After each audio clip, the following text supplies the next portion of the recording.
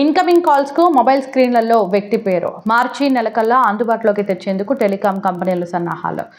మొబైల్లో సేవ్ చేయని నెంబర్ నుండి కాల్ వస్తే కేవలం నెంబర్ మాత్రమే వచ్చేది. వ్యక్తి పేరు కోసం ట్రూకాలర్ వంటి థర్డ్ పార్టీ యాప్స్ను ఉపయోగించే వాళ్ళం. కానీ మార్చి నుండి నెంబర్ ఎవరి గుర్తింపు కార్డుపై తీసుకుంటే వారి పేరు ఫోన్ చేసినప్పుడు వచ్చే విధంగా సన్నాహాలు.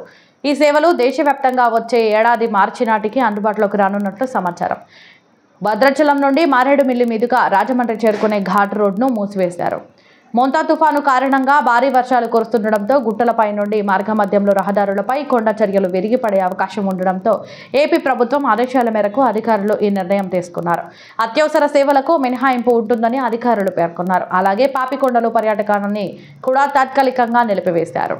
సైబర్ క్రైమ్ పోలీసులను మరోసారి ఆశ్రయించిన చిరంజీవి ఏఐ సాయంతో తన ప్రతిష్టను దెబ్బతీసేలా డీప్ ఫేక్ వీడియోలు, ఫోటోలు రూపొందిస్తున్న వారిపై చర్యలు తీసుకోవాలని కోర్టును ఆశ్రయించింది. హైదరాబాద్ సిపి సజ్జనార్కు ఫిర్యాదు చేసిన చిరంజీవి అయితే మరోసారి తనపై సోషల్ మీడియాలో తనపై అసభ్యకరమైన పోస్టులు పెడుతున్నారంటూ ఫిర్యాదు.